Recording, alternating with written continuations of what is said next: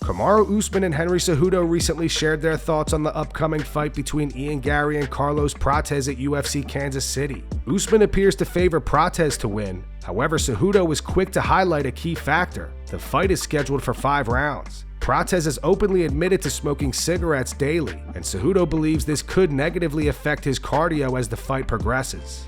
Per day, it depends, bro. If I go party, yeah, maybe 2 or 3 packs. Like normal day, not really. Maybe 10, 15 cigarettes. Jesus. Okay. If I'm worrying about something, maybe 1 pack, 2 packs per day. One thing that Ian has shown is that he's willing to do what it takes to win the fight, even if it's not pretty.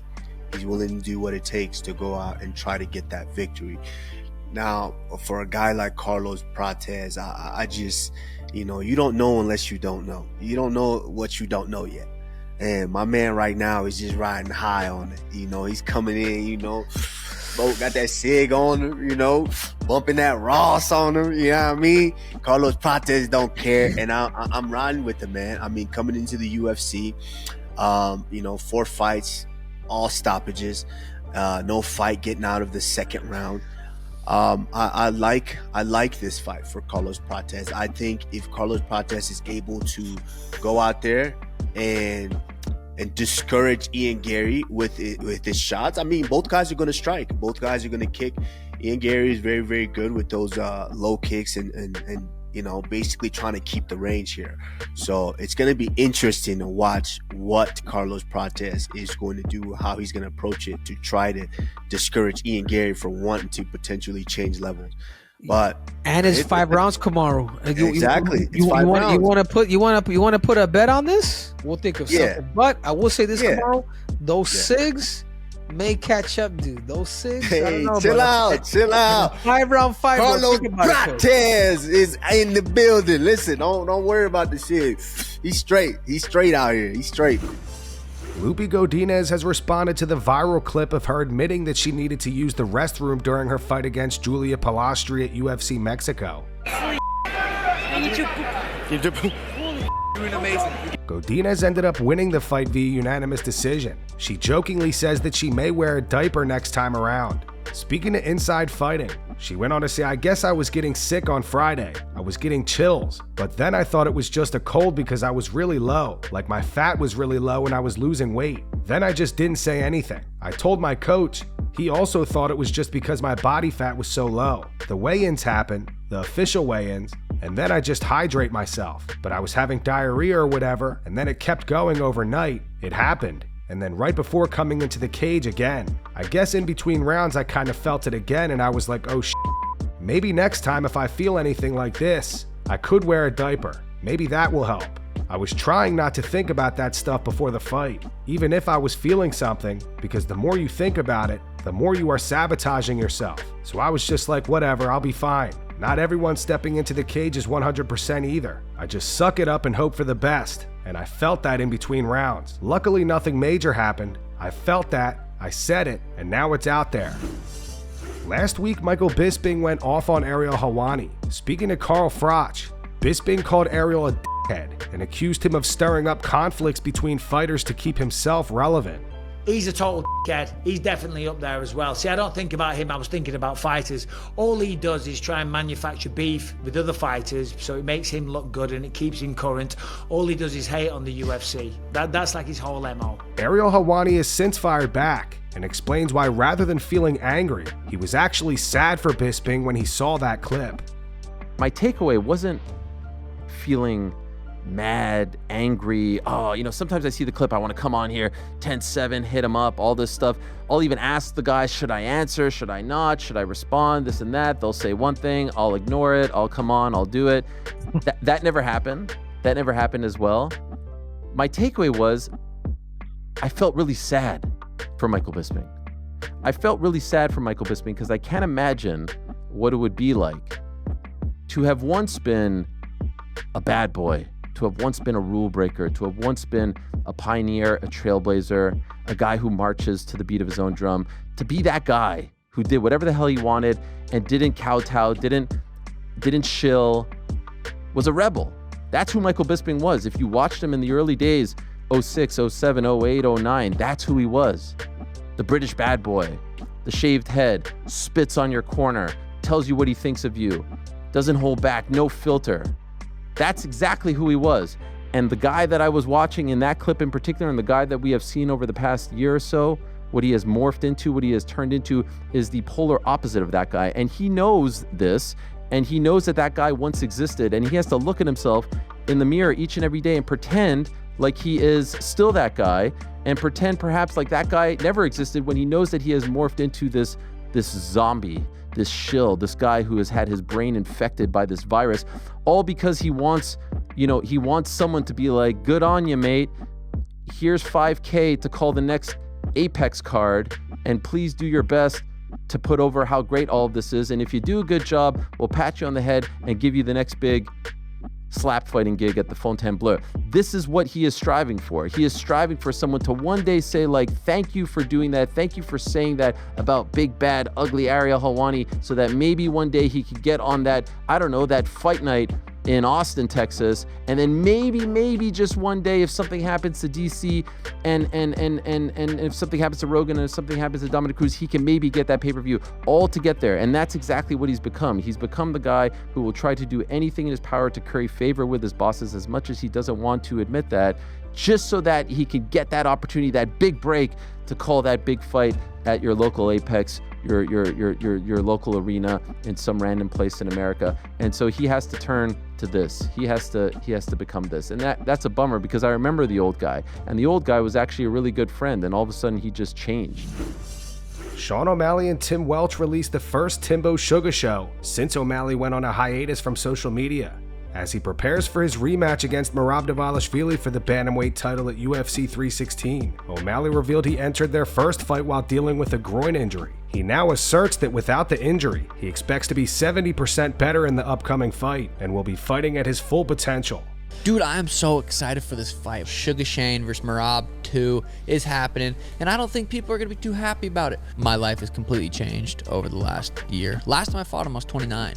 I'm 30 now. I'm a grown man. I have hair on my chest now. I quit smoking weed too. I haven't gamed either. I quit gaming. Yeah, I also haven't yeehooed once this year. Jade the Peen? Haven't Jade the Peen once this year. Not once. Not once this whole year. My groin kept me up at night because I tore my labrum 10 weeks before the fight, which is what we're at from the fight right now. I tore my groin, my labrum, and I was having serious groin pain.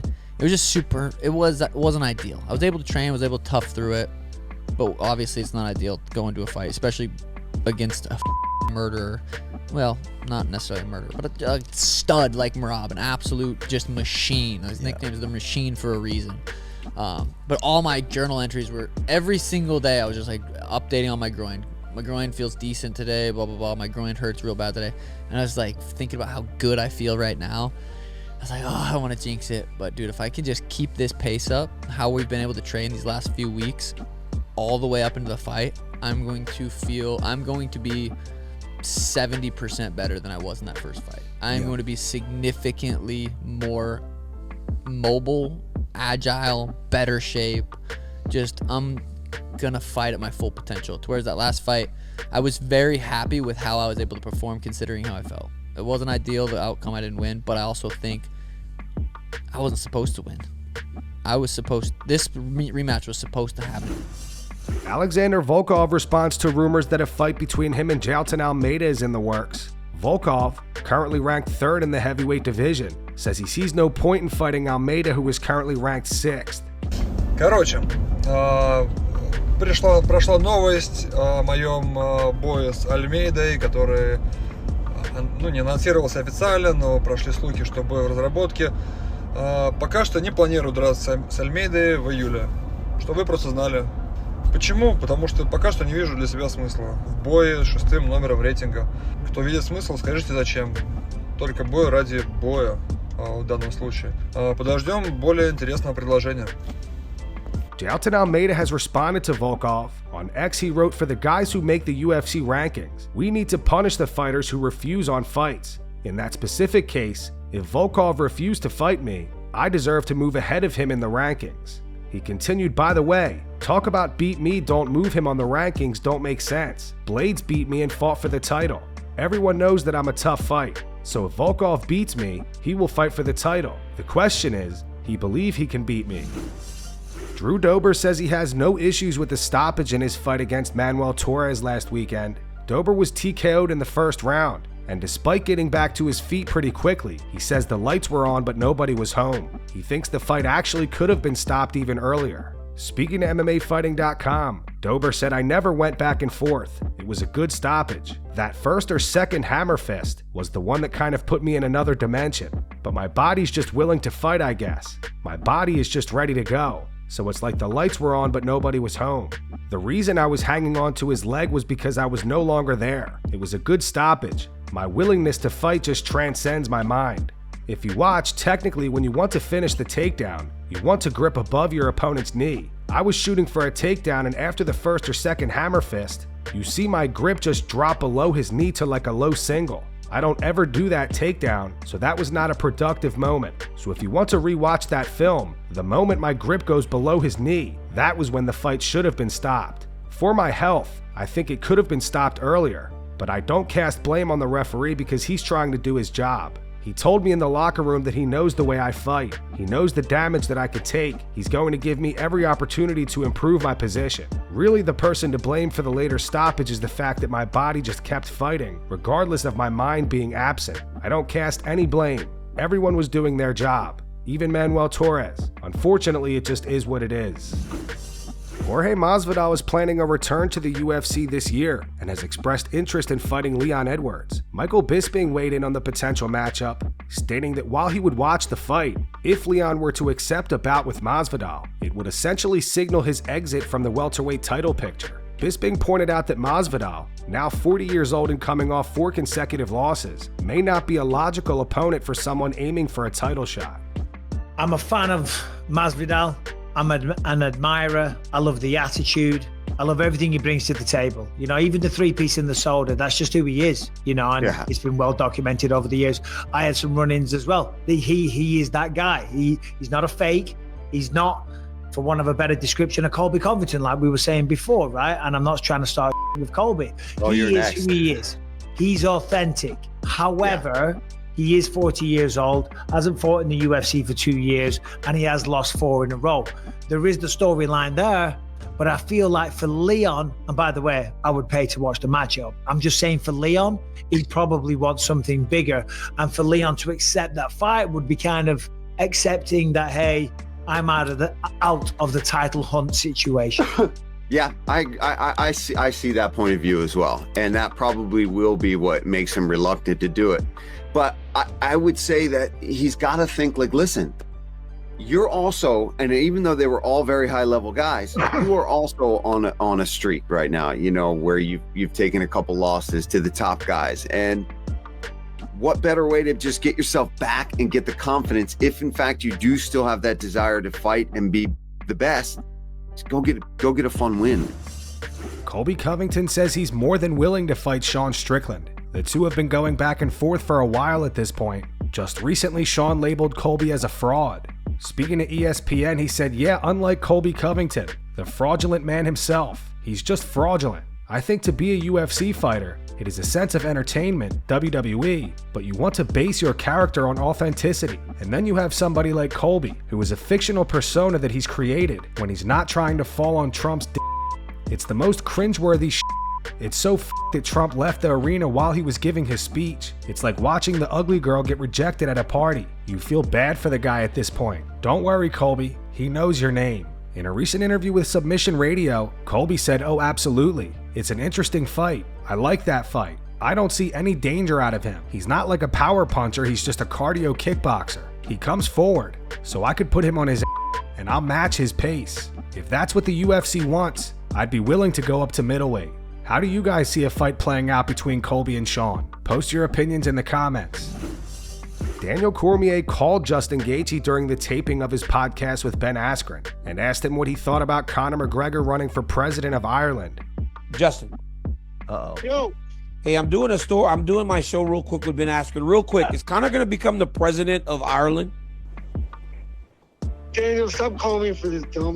No, Big Justin. I was calling you before I started, and then Ben and I started talking about fighting, And then I was telling Ben that I think you're going to get a title fight next and all this. But I figured, well, I'll answer. And since we're on that topic, I'm just asking you, is he going to be the president of Ireland? Terrible question. Terrible question. Ask Justin if he would be okay being governed by Conor McGregor. He said he doesn't know about Ireland, Ben, and he doesn't care. This is Justin Gaethje.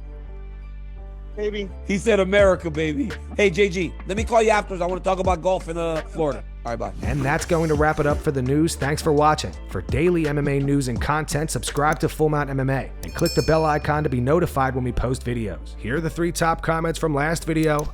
The first one's in reference to Joe Pyfer saying that he will never fight in Mexico again. It's from Snapper Tapper. It says C-level Pyfer. The second one's from Kyle M. It says Pyfer looks like a clown. I'm glad to see most people agree. And the final one's from David Robb. It says it's hard not to cringe at every video Ian Gary posts, but as much as it pains me to say it, you got to respect him as a fighter after taking 2 short notice 5-round fights in a row. Those were the 3 top comments from last video. If you want to be featured in the next one, all you have to do is comment down below. And if you missed yesterday's news, click the video on screen right now to get caught up.